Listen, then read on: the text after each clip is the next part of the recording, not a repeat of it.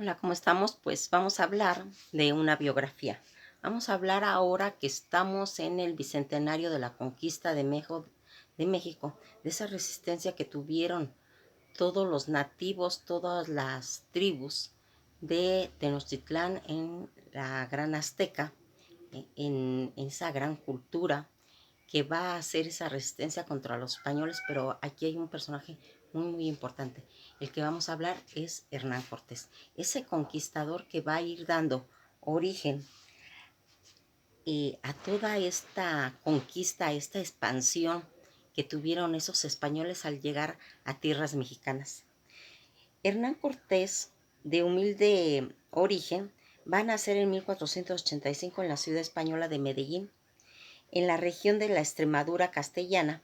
Cuando tenía apenas 14 años, sus padres, dueños de un molino de trigo, un colmenar y una viña, lo enviaron a estudiar a la Universidad de Salamanca. Allí es donde él va a empezar a hacer sus primeros estudios en esa ciudad. Va a radicar en casa de Francisco Núñez de Valera. Dicho personaje va a enseñarle a él latín y de quien seguramente lo aprendió. Cortés, y estaba casado con una media hermana del padre de Hernán Cortés. Años después, contrario a la voluntad de sus progenitores, el joven Cortés va a dejar inconclusos sus estudios y va a decidir probar suerte en las recientes noticias del descubrimiento de esas Indias. Por lo tanto, se va a embarcar en 1504, llegando a la isla de la Española, lugar en la que Bernal Díaz del Castillo vivió adeudado y pobre. Dicha situación continuó hasta que, por la ayuda en que le había brindado la pacificación de algunas partes de esa isla, el gobernador Obaldo le otorga a algunos indios de encomienda y las escribanía de naciente, ese ayuntamiento de Azú. Tiempo después va a pasar, ya casi llegando a 1511, Cortés va a participar en la conquista de Cuba y ahí vivirá haciéndose amigo de las armas, y esto va a continuar hasta 1519, cuando el gobernador de la isla, Diego Velázquez, decide enviarlo en auxilio de Juan de Grijalva. Cabe destacar que Grijalva tenía varios meses antes que él había sido despachado por el mismo Velasco a que fuera a todas esas costas de Yucatán, y que, en el objeto de explorar y de no ser posible, eh, pudieran ellos hacer que se empezara a poblar todas esas tierras que ellos iban descubiertos en nombre del rey. Fíjense en aquí cómo vamos a ir viendo que Hernán Cortés ya cuando él tenía 34 años de edad, se va a la mar con sus pequeñas 6 embarcaciones y hizo una escala en Puerto Trinidad, donde se ganó por su partido, que había comenzado a organizar, a Francisco Verdugo, que era el alcalde del pueblo, a Diego de Ordaz y a otros comisionados que en la misma habían mandado Velázquez para hacer la imprimenda. En esa en que Velázquez se había arrepentido de haberle encomendado la empresa del descubrimiento y la conquista de aquellas tierras reconocidas por Grijalva. En franca rebeldía, Cortés desobedeció a Diego Velázquez y avanzó hacia el puerto de Carenas, actual ciudad de La Habana, en la capital de Cuba. Dicho lugar reclutó a más gente y alcanzó la suma de 934 hombres. Además, se hizo de 16 caballos, 10 cañones y 40 falconetas. Toda esta lo embarcó en 11 naves al mando del conocido hombre de mar Antonio de Alaminos, dando así el inicio a formar esa empresa de conquista.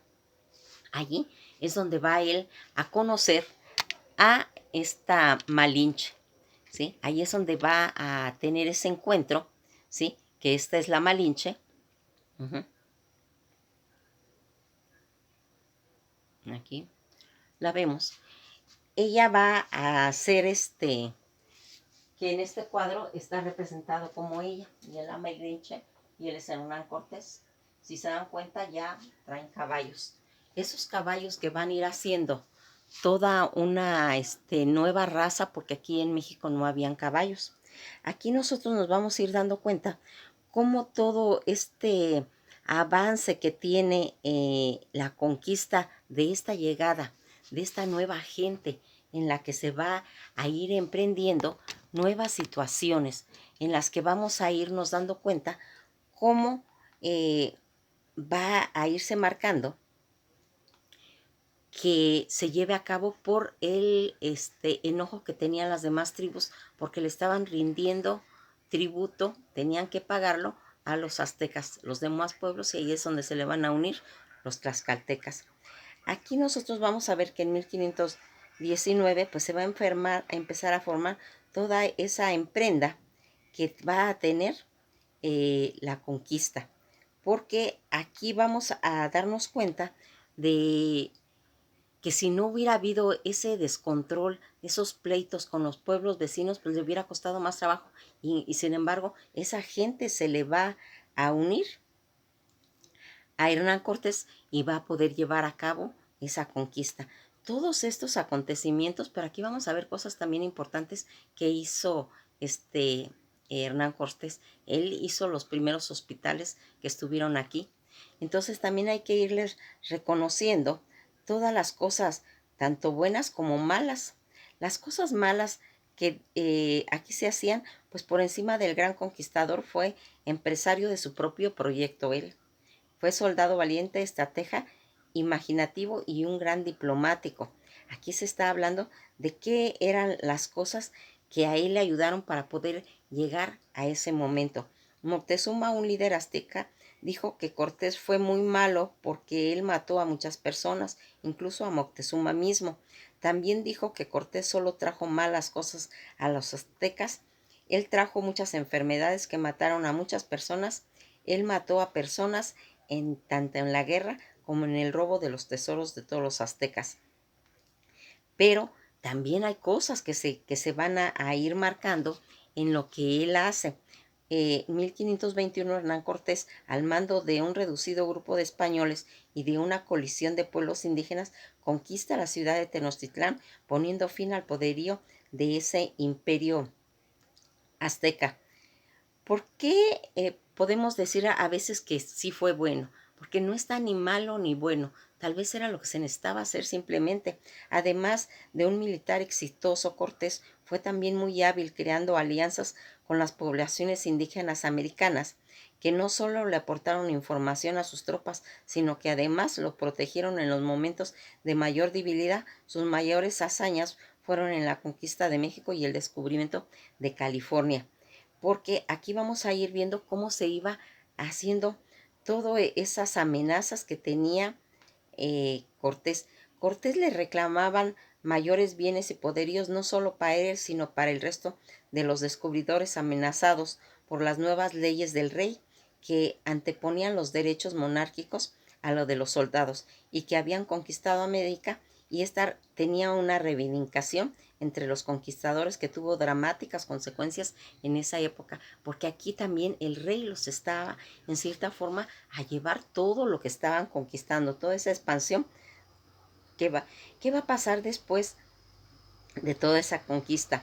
Regresaron sus problemas económicos a la vida de Cortés, que se va a refugiar en la casa de un antiguo amigo castellano de la Cuesta, donde él va a morir el 2 de diciembre de 1547, enfermo y abatido por una desintería. Aunque Cortés no volvió a ver la tierra que conquistó, sus restos sí volvieron a México, y eso ocurrió en 1566. Aquí los trajeron. Pues fíjense en que aquí, como vamos viendo qué es lo que va a irle pasando a este hombre, y que va a traer esas consecuencias que van a marcar a un ser humano, porque aquí nosotros vamos a darnos cuenta cómo esas características que va a ir reuniendo este hombre va a servir como para que ahora tengamos un imaginario de cómo era este hombre.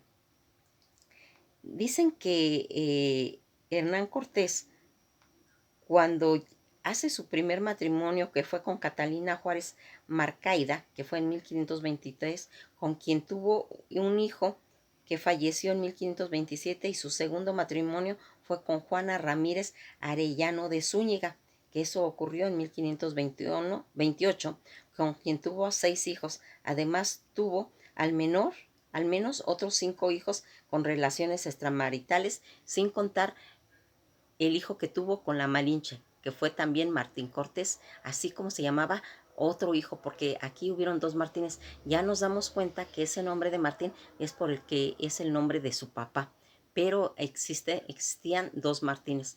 Pues esto ha sido todo por hoy y pues nos vamos a ver en el próximo video